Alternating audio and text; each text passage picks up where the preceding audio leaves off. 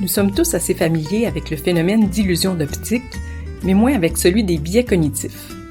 Pourtant, ces distorsions perceptives qui sont à notre mental ce que les illusions d'optique sont à notre système visuel, nous incitent au quotidien à porter des jugements erronés ou à prendre de mauvaises décisions.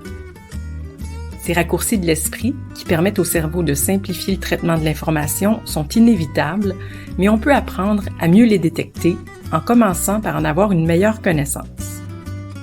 Je vous invite d'entrée de jeu à répondre spontanément à la devinette qui suit. Je suis la sœur de 2 athlètes olympiques, pourtant ces 2 athlètes ne sont pas mes sœurs.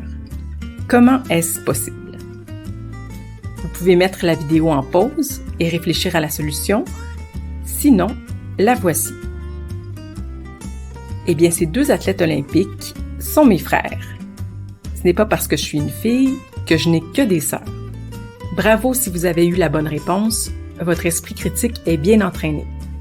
Il y a toutefois fort à parier que vous vous êtes trompé, bien que vous ayez cru réfléchir de façon tout à fait logique et rationnelle. En fait, c'est votre cerveau qui a réussi à vous tromper, comme il le fait très souvent, par des processus cognitifs qui lui permettent, sous certaines contraintes, de fournir des réponses rapides et intuitives satisfaisantes en apparence. Lorsque ces pensées intuitives nous induisent en erreur, on les qualifie de biais cognitifs. Ce processus cérébral est automatique et inconscient, et si l'on peut dans une certaine mesure intervenir sur lui après coup, il reste impossible à empêcher. Il y aurait 4 raisons pour lesquelles notre cerveau recourt aux biais cognitifs. Une surabondance d'informations à traiter, un besoin de donner du sens, la nécessité d'agir rapidement et le besoin de mémoriser de l'information pour un usage ultérieur, vu nos capacités cognitives limitées. On dénombre quelques 250 biais cognitifs, dont voici un échantillon.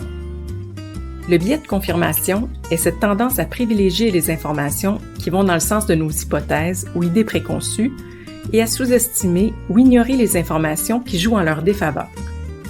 Par exemple, choisir une seule source d'information ou se faire une idée d'un article à partir de son titre sans le lire entièrement. Et si vous pensez que vous n'êtes pas sujet au biais de confirmation, demandez-vous simplement si vous avez déjà été sur la défensive lorsque quelqu'un a contesté votre point de vue sur un sujet spécifique. Le biais rétrospectif peut se résumer par le classique « je le savais dès le départ ». Il consiste à surestimer, après qu'un événement eut lieu, le fait que celui-ci était prévisible ou probable. On cherche en fait à rendre le présent en phase avec le passé, soit l'événement une fois réalisé en phase avec le contexte précédent l'événement.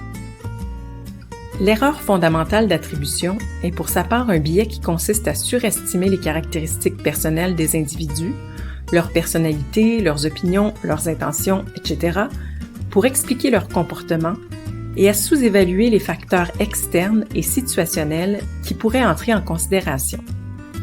Par exemple, les acteurs et les actrices peuvent souvent être confondus avec leurs personnages à l'écran. L'excès de confiance est un biais cognitif qui toucherait plus de la moitié d'entre nous. Il consiste à surestimer ses capacités, notamment par rapport à celles des autres. La majorité d'entre nous considérait donc avoir une intelligence supérieure à la moyenne, ce qui est mathématiquement improbable. En terminant, le fait de développer son esprit critique et ses compétences métacognitives, de même qu'avoir du recul sur ses émotions lorsqu'on prend une décision, est nécessaire pour mieux lutter contre ces pièges que nous tend notre cerveau. Et connaître quelques-uns des différents biais cognitifs est aussi utile, ne serait-ce que pour prendre conscience que nous en sommes aussi bel et bien victimes.